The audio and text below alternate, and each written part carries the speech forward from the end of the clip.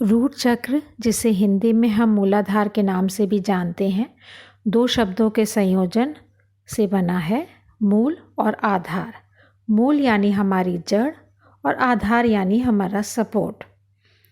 Root चक्र हमारी रीढ़ की हड्डी जहाँ समाप्त होती है यानी कि टेलबोन एरिया में स्थित होता है। इसका रंग लाल माना जाता है और इसका बीज मंत्र है लम। रूट चक्र जब बैलेंस होता है तो हम सेफ और कॉन्फिडेंट महसूस करते हैं, यानी खुद को सुरक्षित और आत्मविश्वास से भरा हुआ महसूस करते हैं। लेकिन जब रूट चक्र इम्बैलेंस होता है तो हमारे अंदर कई तरह की फिज़िकल या इमोशनल मेंटल समस्याएं भी दिखाई पड़ती हैं।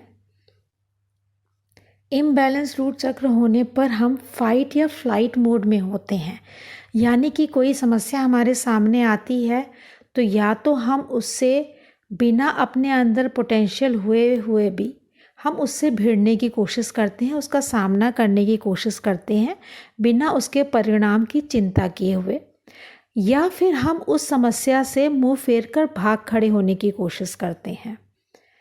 तो जब ये रूट चक्र हमारा इम्बैलेंस होता है तो हम इस तरह के दुविधाग्रस्त स्थिति में खुद को पाते हैं। कई बार हम बहुत एंग्जाइटी फील करते हैं, इनसिक्योर फील करते हैं, कंफ्यूज्ड होते हैं, खुद पे डाउट होता है, दूसरों पर भी डाउट करते हैं, थकान या डिप्रेशन महसूस करते हैं, अति भौतिकतावादी हो जाते हैं। रूट चक्र वैसे तो भौतिकतावाद से ही जुड़ा है, भौतिक चीज़ों से ही जुड़ा है, लेकिन जब इम्बैलेंस्ड होता है तो हम अति भौतिकतावादी हो जाते हैं, सिर्फ मैटेरियलिस्टिक ही हो जाते हैं। हमारे लिए इमोशंस कोई मायने नहीं रखता है। हम प्रकृति से दूर होने लगते हैं, प्रकृति की खूबसूरती हमको लुभाना बंद कर देती है। बहुत सारी हड्डी की समस्याएं भी हो जाती हैं।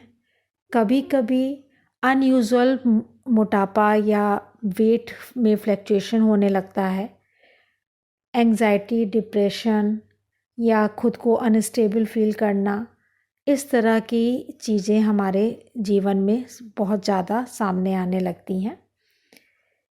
लेकिन अगर हमारा रूट चक्र बैलेंस्ड है तो हम कॉन्फिडेंट होते हैं, अपनी धरती से, अपनी जड़ों से जुड़ा हुआ महसूस करते हैं, सिक्योर होते हैं, संतुष्ट होते हैं, खुद को स्टेबल फील करते हैं, बहुत सक्सेसफुल भी होते हैं या अपनी सक्सेस पर विश्वास होता है, संपन्न होते हैं, शांत होते हैं, धैर्यवान होते हैं। ये सब हमारा जब रूट चक्र बैलेंस्ड होता है, जब वो सही रूप में घूमता है या काम करता है, तो ये अच्छे से पॉजिटिव साइंस होते हैं। अगर फिज़िकल साइन की बात करूं कि रूट चक्र हमारा ब्लॉक्ड है या इम्बैलेंस्ड है तो क्या फिज़िकल साइन होगा, तो उसमें जैसा कि बताया कि हमारा वेट फ्लक्चुएटिंग होता है। कभी हो सकता है हम बहुत मोटे हो जाएं और कभी पतले भी हो सकते हैं। फ्लक्चुएटिंग होता है, कोई निश्चित नहीं वेट होगा। कोलोन संबंधी समस्याएं हो जाती हैं, जैसे कब्ज़ होना, या फिर ब्लैडर संबंधी प्रॉब्लम्स हो जाती हैं, जैसे कि यूरिन इन्फेक्शन वगैरह होना। इमोशनल रूप से अगर कहूँ तो एंग्जाइटी, डिप्रेशन, बहुत ज़्यादा तनाव में रहना, एश्योरेंस की कमी महसूस होना या फिर दुविधाग्रस्त होना। छोटी छोटी बातों के लिए भी हम डिसीज़न लेने में कई बार सोचते हैं कि हम सही हैं या गलत हैं। हम खुद पे विश्वास नहीं कर पाते, अपने निर्णय पे विश्वास नहीं कर पाते हैं। तो ये सब लक्षण हमारे रूट चक्र के इम्बैलेंस होने पर या ब्लॉक्ड होने पर होता है। तो अब ये इम्बैलेंस या ब्लॉक्ड रूट चक्र को कैसे ठीक किया जा सकता है? कई सारे तरीके हैं। एक सबसे ज़्यादा इम्पॉर्टेंट तरीका तो, या जिसको कहें कि सर्वमान्य तरीका है, वो है रूट चक्र का मेडिटेशन करना। इसके बीज मंत्र लम का उच्चारण करते हुए मेडिटेशन करना। ये मेडिटेशन आप थोड़े से समय से लेकर काफ़ी लंबे समय तक के लिए, जब तक आप कंफर्टेबल फील करें तब तक के लिए आप कर सकते हैं। इसके अलावा लाल रंग के प्रयोग से लगातार लाल रंग का अपने आसपास उपयोग करते रहने से भी रूट चक्र मजबूत होता है। जैसे कि आप अपने कमरे की दीवार लाल रंग की कर सकते हैं, आप कपड़े लाल रंग के पहन सकते हैं, अपने मोबाइल या लैपटॉप पे लाल रंग का वॉलपेपर लगा सकते हैं।